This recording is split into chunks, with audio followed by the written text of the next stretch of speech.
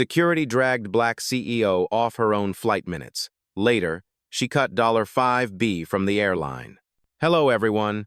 Before we begin today's video, I need your help. We've noticed that the channel is losing traction, and subscribing is one of the best ways you can help us.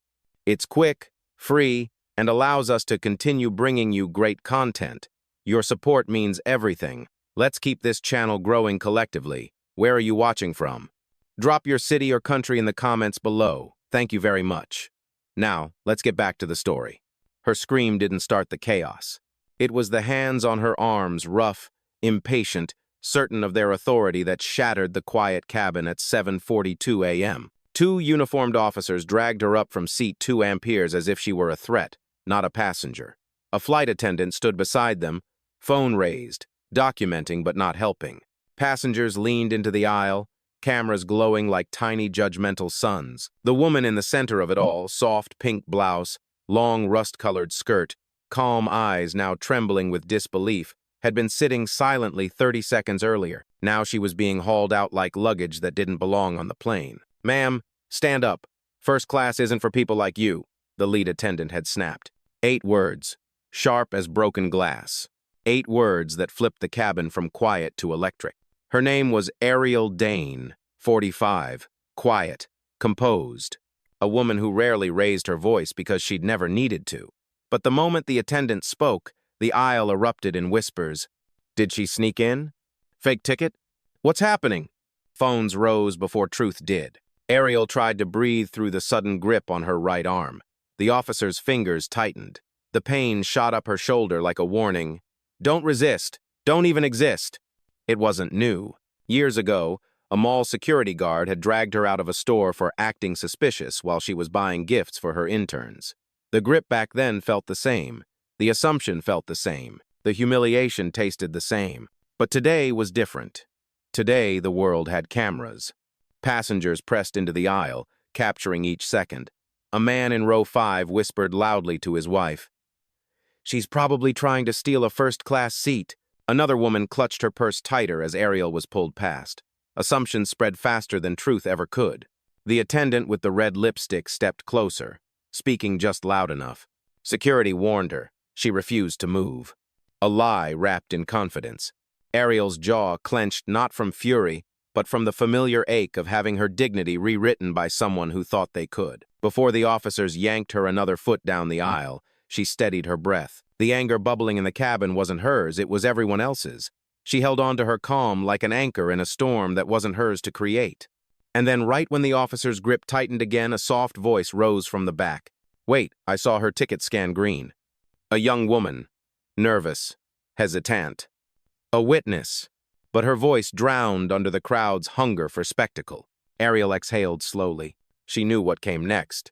She knew how quickly authority could escalate when its pride felt threatened. Still, her voice didn't shake when she spoke the first words since the chaos began. They weren't a plea. They weren't fear. They were a signal. "Before we continue," she said, loud enough for both the officers and the watching phones, "where are you watching from? Drop your city or country in the comments below. And if you believe in dignity and justice, hit like and subscribe. These stories spark change. And we're glad you're here. Now, back to me." Her eyes lifted steady, unbroken, a warning wrapped in patience. Because Ariel Dane wasn't just a passenger, and in a few minutes, everyone on this plane would learn exactly who they had laid hands on. Ariel hadn't planned to be a spectacle. When she boarded 30 minutes earlier, the cabin was calm, the kind of calm that comes before a storm no one predicts. She walked down the jet bridge alone, carrying nothing but a slim leather folio and a quiet posture. No assistant trailing behind. No luxury bag. No signs that she was anyone worth a second glance. And that was intentional. She chose a soft pink blouse that didn't demand attention. A long rust skirt that moved silently when she walked. The kind of outfit executives never wear when they want to be recognized. The kind that made her look like just another traveler trying to get somewhere on time.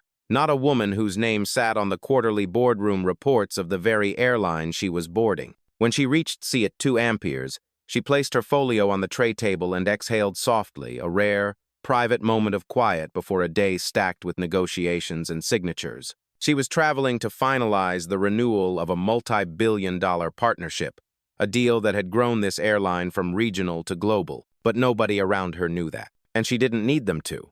The flight attendant, who would later become the spark of this incident, glanced at her only once a split-second scan. Pink blouse, no suit jacket, no jewelry, nothing first class enough. A judgment masquerading as observation, the kind of look Ariel had seen her entire life, from Atlanta to Chicago to the private lounges she built her career inside. Still, Ariel settled into her seat. She tucked a strand of hair behind her ear, opened her folio, and began reviewing the morning briefing, projected numbers, risk assessments, and a note from her assistant Rachel that read simply, "Fly quiet. I'll handle everything on the ground." That was the plan, to fly quiet. But quiet never survives prejudice. 2 rows behind her, a businessman raised an eyebrow as she sat down. He whispered something to his wife and shrugged. A teenage girl scrolling on her phone glanced up, then back at her screen. No one knew her. No one recognized her, and that was exactly how Ariel preferred it. She didn't need people to see power. She just needed them to see her as human. The cabin door closed with a soft metallic thud. The airflow hum settled.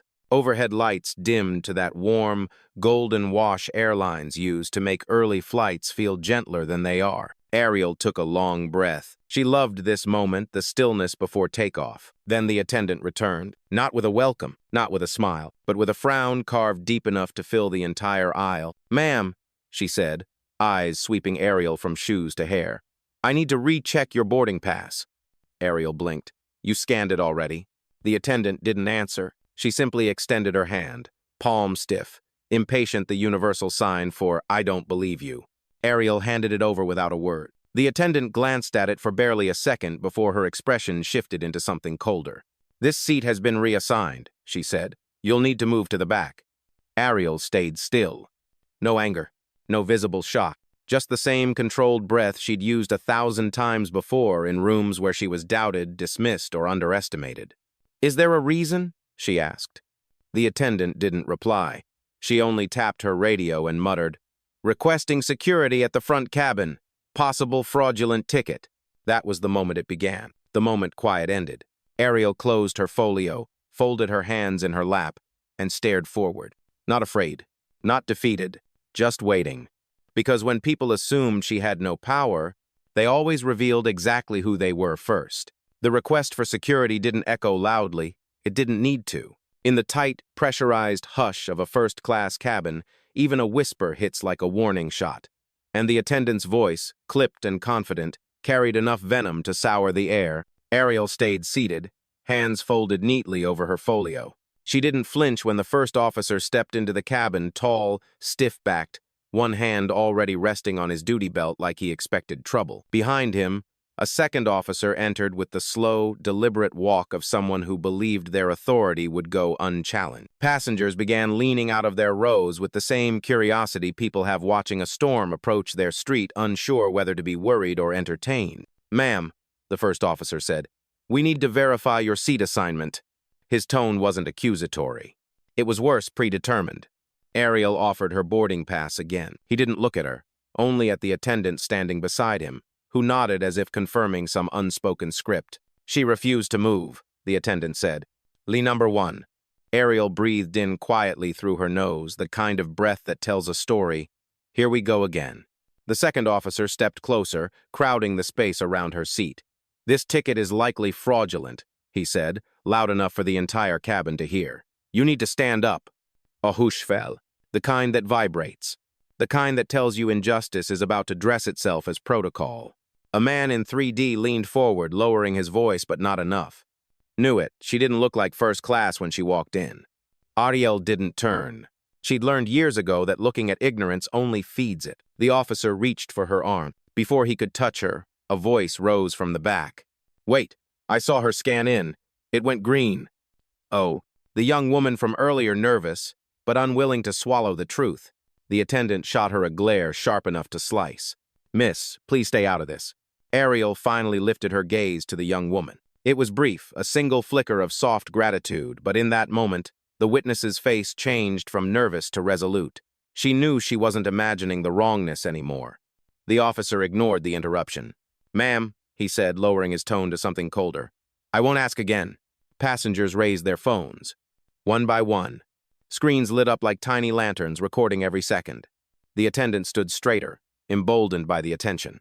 People try this all the time, she said. Print fake boarding passes. Sneak into premium cabins, it's a pattern. Ariel felt the words hit her like distant echoes, the same pattern she'd been forced to navigate since she was young. The assumption of guilt. The policing of her presence. The disbelief in her legitimacy. It was almost rehearsed. No, it was rehearsed. Just not by her. The officer tried again. Stand up. Ariel looked forward, spine straight, eyes steady, the posture of a woman who had faced this energy before and refused to shrink for it. I will stand, she said quietly, when you tell me why my ticket is being questioned. A ripple passed through the cabin, small but noticeable. People weren't used to calm resistance. The attendant rolled her eyes. Because you don't match the profile for this seat. That's why. There it was.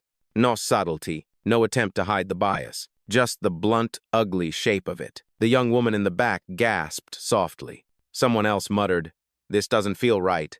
Ariel inhaled deeply, letting the breath settle in her chest. Not to calm herself, she wasn't rattled, but to center her patience. Moments like these always cracked people open. She didn't need to push. She just needed to let them expose themselves. The officer reached for her arm again. Ariel didn't move. Didn't blink. Didn't break. Because she knew something none of them did. This wasn't the highest point of the tension. Not even close. It was only the climb. The officer's hand hovered inches from Ariel's arm, when a sharp, trembling voice sliced through the aisle, not loud, but unmistakably brave. Stop. I need to say something. Heads turned.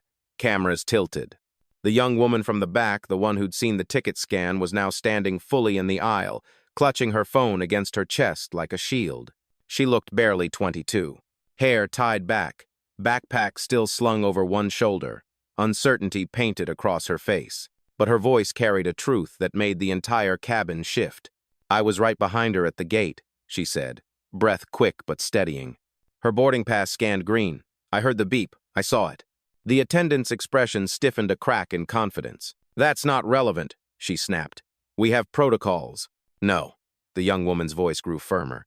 You're making something up because you assumed she didn't belong here.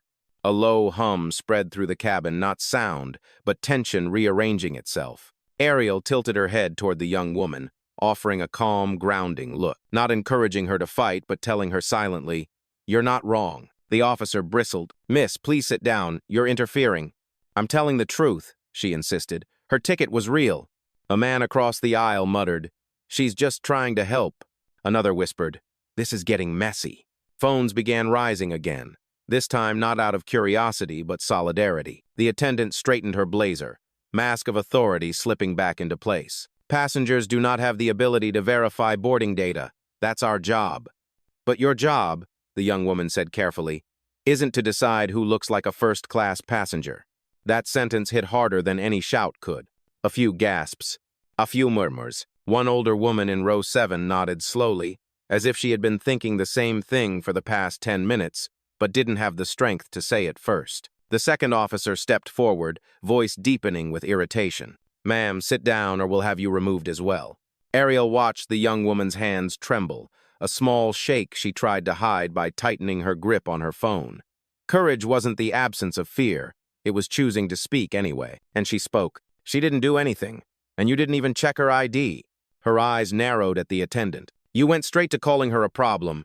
The cabin shifted again, this time with agreement. Passengers exchanged glances, some uncomfortable, some angry, some remembering their own moments of being dismissed, judged, minimized.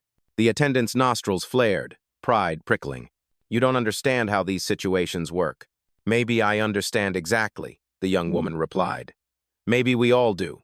The officer exhaled sharply, turning toward Ariel as if refocusing the target would smother the disruption. "Ma'am, stand up, now." Before Ariel could move or choose not to, another voice emerged. Older, quieter, but carrying the weight of someone who'd seen this pattern far too many times. A man in 1C lifted his phone, not filming but holding it like proof. "I saw the attendant walk past her without checking anything," he said. "I thought it was odd." A second witness. Not loud, not emotional, just factual. The balance of the cabin tilted. The attendant's face drained of color, then flushed with annoyance. "You're all misunderstanding." "No," the young woman said, almost whispering now, but the whole cabin heard it. "We're finally understanding." Ariel didn't speak, didn't move. She simply watched the way someone watches a door begin to unlock. Because this was always how the truth entered a room, not with a bang, but with a voice that wasn't supposed to matter, choosing to matter anyway. And now, the cabin wasn't just observing her injustice. It was witnessing its own awakening. The cabin had shifted, voices rising, truth cracking through the surface, and for a moment, it looked like reason might settle the chaos. But prejudice doesn't retreat. It doubles down. The attendant's jaw tightened as she stepped closer, her shadow falling across Ariel's seat. The young woman in the aisle had dared to speak, and that alone seemed to ignite something mean and defensive behind the attendant's eyes. "Enough," she snapped. "Security, remove her." "Oh." The first officer didn't hesitate, not even a breath. His hand clamped around Ariel's wrist, not gentle, not questioning, but claiming. The grip was firm enough to pull her forward, the armrest scraping against her hip. Gasps erupted across the cabin like popping sparks. "Hey!" someone shouted. "You can't just—" But the officer didn't loosen his hold. If anything, he tightened it, dragging her halfway out of her seat.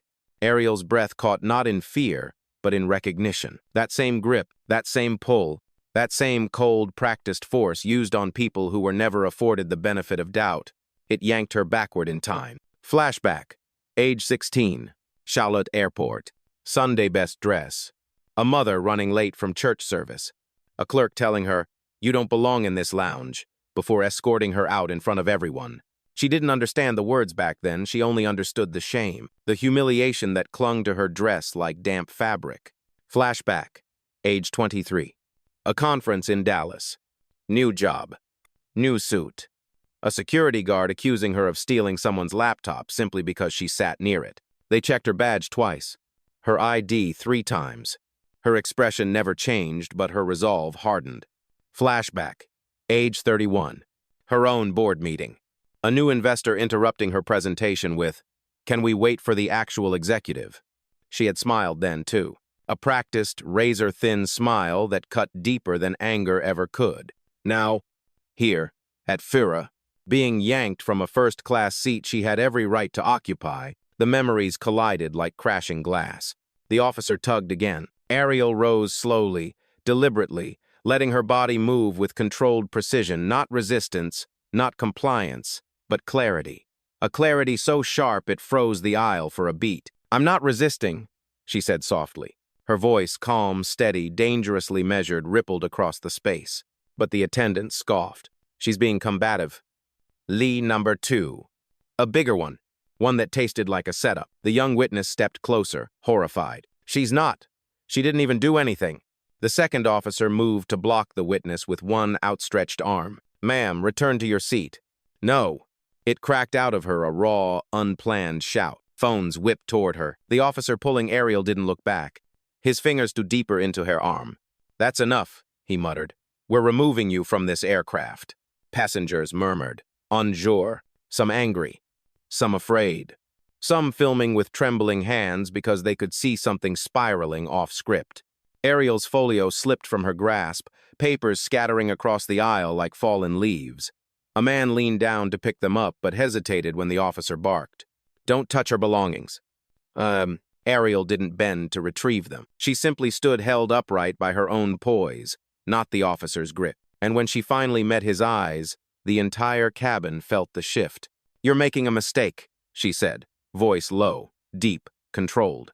Not a threat, a prophecy. The officer huffed. "You people always say that." A quiet horror spread through the cabin. A woman in row 6 covered her mouth. Someone whispered, "Did he just?" The young witness's face crumpled. She looked at Ariel with something close to heartbreak. "I'm so sorry," she whispered. Ariel blinked once, slowly. Her calm was no longer silence, it was steel. Because this exact moment of violation was the line, the point where humiliation turns into something else entirely. Not rage, not collapse, precision. And everyone watching could feel it. The breaking point wasn't her losing control. It was her deciding she no longer needed to hold back the truth that would break them. They didn't know it yet, but the storm they'd unleashed was already turning. The aisle was frozen around, her phones lifted, breaths caught. 100 silent witnesses trapped between shock and disbelief. The officer's hand was still clenched around Ariel's wrist, but something in her posture had shifted. Not resistance, not surrender. Control. A quiet, measured control that didn't need volume to dominate the moment. Ariel exhaled once, steady, before speaking the words that began the shift. "Rachel," she said calmly, as if she weren't being pulled from her seat. "Initiate Protocol 7. The cabin blinked. The officer blinked. The attendant stiffened. Because there was no panic in her voice, no desperation, just a soft, surgical command aimed at someone who understood exactly what it meant. A small, discreet earpiece in Ariel's left ear glowed once a faint blue light easily mistaken for jewelry. A second later, a voice responded. "Protocol 7 is active. Confirm escalation?" Rachel's voice, crisp, composed, unmistakably executive, carried through the line with the same precision Ariel had mastered over 2 decades of leadership. The attendant frowned. "Who are you talking to?" Ariel didn't answer her. She didn't even look in her direction. Instead, she lifted her chin slightly, eyes fixed forward, speaking with the calm authority of someone who had used this protocol before, and never lightly. "Begin internal documentation," she said. "Record all audio from this moment." Rachel replied instantly. "Recording. Board notification window open. Standing by." That sentence landed in the cabin like a dropped anchor. Board? Which board? What kind of passenger had access to that? The officer shifted uneasily, loosening his grip without realizing it. His confidence wavered, not broken, but faltering like a man suddenly unsure of the ground he'd been standing on. The attendant scoffed, trying to regain control. "What is this? Some kind of stunt? You can't threaten airline staff." Ariel turned her head toward her, finally acknowledging her presence, but her expression didn't shift. Her voice remained quiet enough to make everyone lean in. "I don't make threats," she said. "I make corrections." The attendant's mouth opened, then closed, grasping for a reply that didn't come. The young witness lingered near row 3, clutching her phone with trembling hands. She whispered to the older woman beside her, "She's not scared at all." But this wasn't fearlessness. It was strategy. Ariel tapped the side of her earpiece once. "Rachel, run a pull on my boarding data. Send it to the flight deck." "Sending," Rachel answered. "And Ariel, your access logs show manual overrides on your seat assignment. 2 unauthorized edits." The entire cabin reacted, soft gasps, murmurs, shifting seats. Ariel blinked slowly. "I thought so." The attendant's breath hitched. She knew exactly what that meant because she was the one who'd triggered those overrides. "Those changes were made under your login," Rachel continued through the earpiece. "Would you like me to mirror the data to corporate compliance?" "Yes," Ariel said gently. "All of it." The officer released her wrist completely. For the first time since stepping onto the plane, Ariel straightened her posture, fully, shoulders squared, spine aligned, the composed stance of a woman coming into her own space, not fighting for it. She didn't need to explain who she was. Not yet. Not until the moment would land with maximum weight. But she made one thing clear. She looked at the officer not with anger, but with precision and said, "You laid hands on someone without confirmation. That will be logged." The officer swallowed hard. He stepped back. Ariel stepped forward. The aisles widened for her, not physically, but in the way crowds make room when they sense something powerful is happening. Something inevitable. Phones followed her motion like tracking lights on a stage. Rachel's voice returned, calm as a scalpel. "Ariel, the board liaison is requesting confirmation to observe this incident live." The attendant's face drained. Ariel lifted her chin. "Allow observation," she said. And in that moment, without raising her voice, without a single shout, the entire cabin understood. The woman they tried to remove wasn't a problem. She was the storm. The cabin lights hadn't changed, but the atmosphere had. It was no longer the tight, anxious air of a misunderstanding spiraling out of control. It was the thick, electric quiet that comes before a verdict.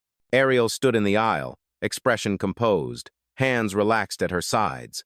The attendant hovered a few feet away, eyes darting between passengers, officers, and the tiny blue glow of Ariel's earpiece. Then Rachel's voice slipped through again, clear enough that the nearest passengers could hear faintly.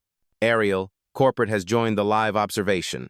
Compliance, legal, and 2 board members present." A murmur rippled through the cabin. Board members? Legal? Compliance? The attendant's face went pale. The officers shifted their weight uneasily. a silent acknowledgement that whatever this situation was, it was no longer standard. Ariel didn't gloat. She didn't smirk. She simply inhaled slowly, centering herself the way she had before making billion-dollar decisions in rooms full of people who doubted she belonged there too. "Ma'am," the first officer said awkwardly, tone shifting. "If you'll just explain—" Ariel turned her head slightly. It wasn't a glare. It wasn't even stern. It was a look that said, "You had your chance to ask with respect." The young witness stepped forward again, voice firmer now. She kept saying her ticket was real. None of you listened. The officer looked down. The attendant looked away. A passenger in row 4 spoke up. "This whole thing feels wrong. Completely wrong." Ariel exhaled once more before finally breaking the silence that held the cabin hostage. Her voice was soft, a dangerous kind of soft that forces people to lean in. "You questioned my presence," she said, "before you questioned your assumptions." Her gaze moved to the attendant. "You accused me of deceit without a single verification. You altered my seat assignment without authorization, and you called security before you asked a single reasonable question." The attendant opened her mouth, but Ariel raised a hand, not high, not aggressively, just enough to halt the lie forming on her tongue. "You believed the worst of me," Ariel continued, "because it was the easiest story for you to tell." The cabin held still, like air trapped in a glass bottle. Ariel then turned slightly, addressing the officers and everyone still recording. "And now you're all about to learn the part you never asked." She reached for her folio on the floor. A man from 3C scrambled to hand it to her before she could bend down. She accepted it with a small nod. Then she tapped her earpiece. "Rachel," she said, "display my authorization credentials to the cabin crew terminal." "Oh." On the flight attendant's tablet, a notification appeared, a bright, bold banner that beeped once. She hesitated before turning it over. Passengers leaned. Phones zoomed. The attendant's eyes widened. Owner-level executive clearance. Authorized stakeholder, A. Dane. Board access, priority 3. It was the kind of clearance only a handful of people on Earth had, the kind that couldn't be faked, overridden, or mistaken. Gasps rolled through the cabin. Someone whispered, She's an owner?" Another said, "Oh my God." The attendant stumbled back a step. Ariel let the silence stretch one long, cinematic pause crafted by patience, not pride. Then she spoke the line that cracked the entire cabin open. "You called me a fraud, in an airline I partially own." Phones shook. Muths dropped. The officers froze. And the young witness, who had been trembling since the beginning, whispered the only words that made sense. "I knew something didn't add up." Ariel's voice remained level, almost gentle, but sharper than anything spoken that morning. "I wasn't quiet because I was powerless," she said. "I was quiet because I wanted to see who you really were." The attendant's lips trembled. The officer's composure unraveled. The reveal had landed. Not explosive, not loud, but devastating in its elegance. And the cabin, stunned, breathless, shaken awake, finally understood. They hadn't just mishandled a passenger. They had mishandled the woman who helped keep this airline alive. The reveal didn't just shift the cabin, it cracked it open. Silence flooded the aisle. So completely it felt like the aircraft itself was holding its breath. Even the engines, humming steadily beneath the floor, seemed quieter under the weight of what everyone had just heard. The attendant stared at the tablet in her shaking hands. Her mouth moved, but no sound came out. The officers exchanged stiff, uneasy glances, each one waiting for the other to speak first, like children caught doing something they couldn't explain. Ariel didn't raise her voice. She didn't need to. "Rachel," she said softly, "log the cabin crew's identities and flag the security incident for corporate audit." Rachel's reply in her earpiece was smooth, composed, razor-sharp, logged. "Security chief and compliance director are observing, awaiting your directive." The attendant stepped forward, desperation cracking through her carefully maintained authority. This must be some kind of mistake." Ariel tilted her head. "Is that your official statement?" The attendant froze. A man in 1C shook his head in disbelief. "You treated her like a criminal," he said, "without checking anything." The younger witness added, louder this time, "You dragged her out of her seat. You lied about her refusing to move." The second officer cleared his throat, trying to salvage what remained of his dignity. "Ma'am, we were acting on the attendant's report. We didn't know your status." Ariel's gaze cut clean through him. My status isn't what decides whether you treat me with dignity. A shudder passed through the aisle, not fear of her, but fear of what they had exposed in themselves. Rachel's voice returned, quieter now but somehow heavier. Ariel, corporate compliance is requesting permission to proceed with access restrictions on involved staff. The attendant's eyes flew wide. Access? Restrictions? Ariel spoke with the evenness of a surgeon making an incision. Approved. A beat. Rachel. Processing. Stand by for confirmation. 20 passengers leaned closer. Phones hovered. You could hear every breath in the cabin. Then, beep. The attendant's tablet flashed red. Her ID badge, clipped neatly to her blazer, buzzed weakly before going dark. Access revoked. She stared at it, stunned. What? No, this isn't fair. Ariel didn't blink. You made multiple unauthorized edits to my seat. You initiated a false security escalation, and you used prejudicial language in front of witnesses and live corporate observers. Her voice was still soft, still level, still devastating. The attendant took a shaky step backward, nearly tripping over the armrest of 3B. Please, I can explain. You had time to explain, Ariel replied. You chose escalation instead. The first officer swallowed hard. Miss Dane, I want to apologize for my actions. I acted under inaccurate information. Ariel turned slowly toward him, her expression unreadable. You grabbed me without verifying anything. Yes, ma'am, he admitted, voice cracking. I did. Rachel's voice returned, almost like a key at verdict. Officer badge ID recognized, logging the action as use of force without prior verification. His face went ashen. Passengers whispered, That's career-ending. He's done. Oh, this is bad. The second officer raised both hands slightly, palms out. Miss Dane, I didn't touch you. I only intervened with the witness. And you threatened her, Ariel said, on camera. The young witness lifted her phone. I have the whole thing. The officer's shoulders slumped. Rachel again. Ariel, legal recommends immediate access suspension for both officers pending review. Approved, Ariel said. 2 simultaneous beeps. 2 more badges died. One officer sat down heavily in an empty seat, staring blankly ahead. The other pressed a hand to his forehead, whispering a stunned, God.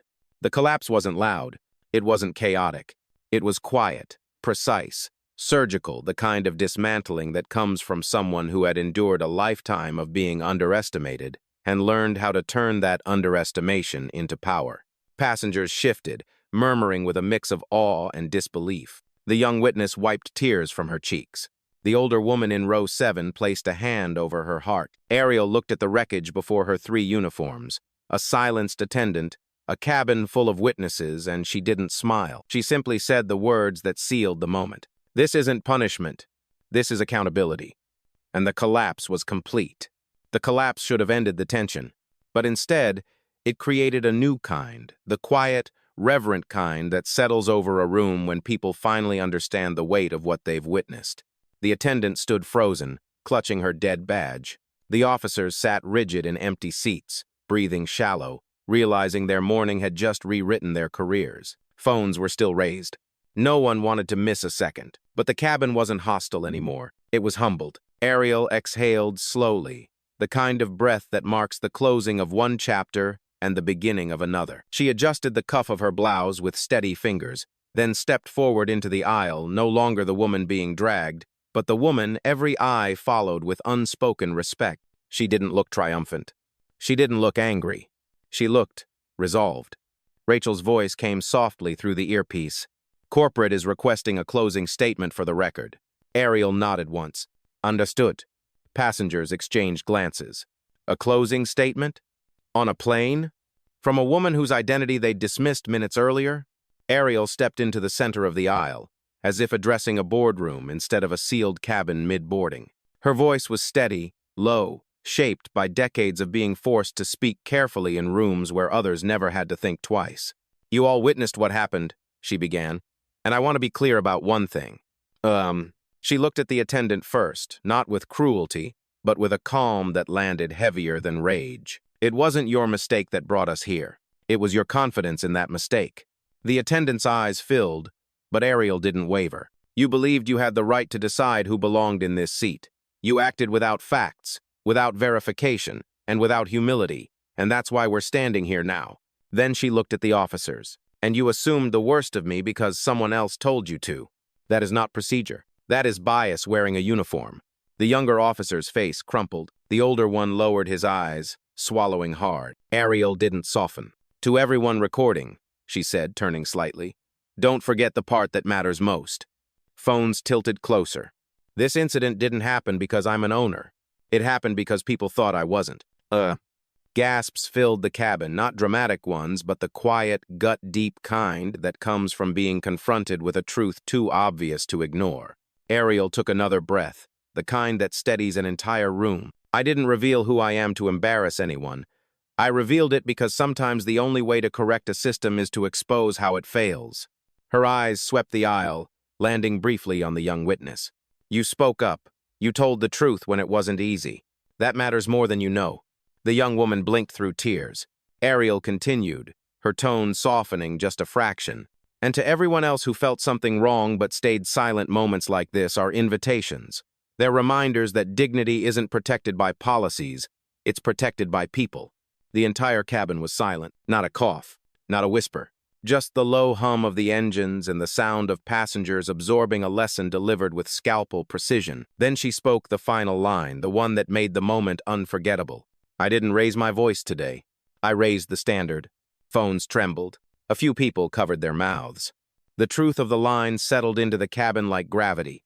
Ariel stepped back into her original position in the aisle, composed, dignified, unshaken. The same woman who had boarded quietly, just changed the energy of an entire plane, and the passengers knew it. Some nodded. Some sat straighter.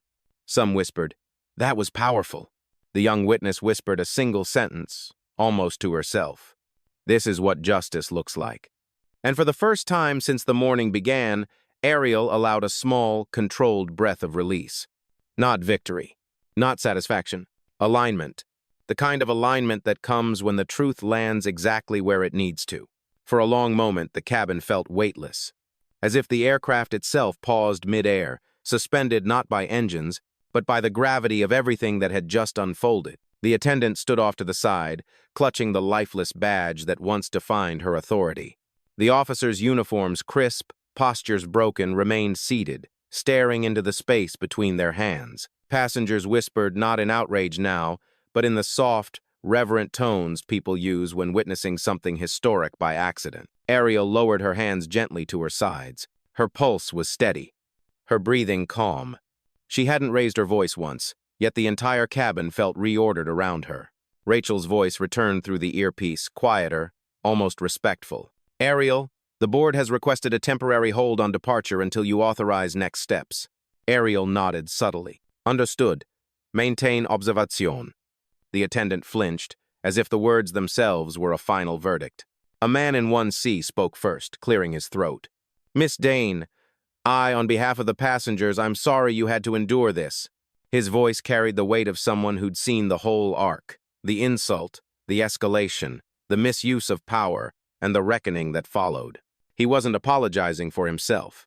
He was apologizing for the world. Ariel offered him a small, calm nod. Thank you. 2 rows behind him, a woman with silver hair raised her phone, not filming, just holding it like evidence. They treated you like a problem before they even understood the situation, she said softly. That's not protocol. That's prejudice. A ripple of quiet agreement moved through the cabin. The attendant finally stepped forward, voice cracking. Miss Dane, I made assumptions. I shouldn't have. I let things get out of control. Ariel studied her, not cruelly, not with triumph, but with the detached clarity of someone who had witnessed this pattern too many times to be surprised. You didn't let things get out of control, Ariel replied. You created the conditions for them. The attendant swallowed hard, eyes shimmering. But you have a chance to learn from this, Ariel continued. Growth begins where certainty ends. The words landed heavier than anger ever could. Correction, not vengeance. Then one of the officers stood, hands visibly shaking. Miss Dane, I want to apologize directly. I treated you like a threat because I was told to act quickly, but that doesn't excuse the lack of verification or the force I used. I'm truly sorry. Ariel held his gaze. It's easy to follow orders, she said. It's harder to question them. That's where accountability begins. The young witness stepped forward too, clutching her phone tightly. "If you need my video," she said quietly, I recorded everything. I'll send it wherever you say." Ariel's expression softened for the first time all morning. "You already did the hardest part," she told her. "You spoke when it mattered." The girl exhaled, relief and pride mixing on her face. From behind them, a passenger whispered, "I've never seen anything like this." Another murmured, "She handled them without yelling once." Ariel turned slightly, addressing all of them. "What you witnessed today wasn't about authority," she said. "It was about humanity. Every one of you now knows the difference between protocol and profiling." A few passengers nodded. One man placed his hand over his heart. The cabin wasn't just calmer, it was changed. Rachel's voice returned. "Ariel, ground operations is requesting your final call for departure. We can reroute you on a private flight if you prefer." Ariel breathed in. For a single, suspended second, she considered it. The offer was comforting, simple, safe, controlled. But she shook her head. "No, I'll stay on this flight," she said. "We finish what was started." Her eyes traveled across the cabin, passengers, witnesses, offenders, observers, and the room felt unified in a way no one expected. And when Ariel stepped back toward seat 2 amperes, not a single person questioned whether she belonged there. The truth had already answered for her. The walk back toward seat 2 amperes felt different now, not because Ariel moved any faster or slower, but because every eye followed her with the kind of attention usually reserved for judges returning with a verdict. She wasn't a spectacle anymore. She was the standard. The aisle softened around her, passengers shifting aside, not out of fear, but out of respect. Some lowered their phones, realizing they no longer needed to record. The truth had already been immortalized in the cabin's memory. Others kept filming, not out of voyeurism, but witness documenting the moment a woman reclaimed a space she'd been denied minutes earlier. Ariel eased back into her seat. Seat 2 amperes felt different too, no longer a battleground, but a restored territory. She lifted her folio from the armrest, brushing a faint crease from the leather. It was a small gesture, almost ceremonial, a reclamation of what had always been hers. But the aftermath wasn't finished. The lead flight attendant, now stripped of her access, authority slipping from her like sand, stepped forward, her hands clasped, knuckles bloodless, voice trembling as she tried to steady herself. "Miss Dane," she swallowed, the sound audible in the quiet cabin. "I want to formally apologize for my behavior. I allowed biases to guide my judgment, and her voice cracked. "I didn't treat you with the dignity you deserved." Ariel looked up at her, not forgiving, not condemning. Measured. "What you did," Ariel said softly, "didn't happen by accident. It happened by habit." The attendant blinked hard, tears threatening to spill. "And habits," Ariel continued, "don't change with apologies. They change with accountability." The words landed with surgical precision. No malice. Just truth. The attendant nodded shakily. "I accept that." The officers stepped forward next, both without badges, without postures, stripped down to simple men facing the consequences of a moment they wished they could rewrite. The younger one spoke first. "Miss Dane, I know an apology isn't enough after what happened, but I want to say it anyway. I made assumptions I shouldn't have. I acted before verifying anything. I'm sorry for the force I used." Ariel studied him, eyes steady. "Force without verification," she replied, "becomes violence without intention." He closed his eyes, the words sinking deep. The older officer cleared his throat. "I didn't put my hands on you, but I did escalate the situation with the witness. I threatened her when she was telling the truth." He exhaled, defeated. "I'm sorry, truly." Ariel turned toward the young witness briefly, then back to the officer. "When you silence truth," she said, "you become part of the lie." He nodded slowly, ashamed. Passengers watched in rapt silence. Every sentence felt like a calibration, a reset of a moral compass that had gone unexamined for too long. Then, the captain appeared at the front of the cabin, hat tucked under his arm. His presence carried a gravity that quieted even the softest whispers. "Miss Dane," he said, voice warm but formal, "ground operations briefed me. On behalf of the flight deck and crew, I want to extend our deepest apologies." Ariel nodded once. She didn't offer easy comfort. She wasn't here to soothe them. "Thank you, Captain." He hesitated. "If you prefer to delay departure or wish for alternate arrangements—" "No," Ariel said gently. We fly as scheduled. A wave of relief muted, respectful passed through the crew, but Ariel wasn't done. Rachel, she whispered into her earpiece, please initiate post-incident training protocols. Make sure this flight crew and security team are included. Rachel's voice returned, calm and precise. Protocols launched, training flagged, documentation archived. The attendant bowed her head. The officers stood motionless. Passengers exchanged glances, absorbing what accountability truly looked like. Ariel rested her hands on her lap and let the silence settle. Not tense, not heavy, aligned, because consequences weren't about destruction, they were about direction. And today, the direction had changed for all of them. Seat 2 amperes was no longer just her seat. It was the seat where a broken system had met its correction. The engines began their low, anticipatory rumble. That soft, steady vibration that tells every passenger the world outside is about to fall away. But inside the cabin, something else was humming. A quiet recalibration, a collective breath no one knew they'd been holding until now. Ariel sat in seat 2 amperes, hands resting lightly on the armrests, posture calm and unshaken. She wasn't waiting for vindication. She'd already delivered it. Instead, she was watching the cabin ease back into itself, changed, humbled, realigned. The young witness slid back into her seat in row 7, wiping the last streak of tears from her cheek. But there was something new in her posture, shoulders a little higher, chin a little steadier. She wasn't just a bystander anymore. She was a catalyst. The older woman beside her whispered, "You did the right thing, sweetheart." A gap. The girl only nodded, eyes still fixed on Ariel with a mixture of awe and gratitude. The officers remained silent at the front, no longer towering figures of authority, but quiet silhouettes of consequence, their badges still dark, their futures uncertain.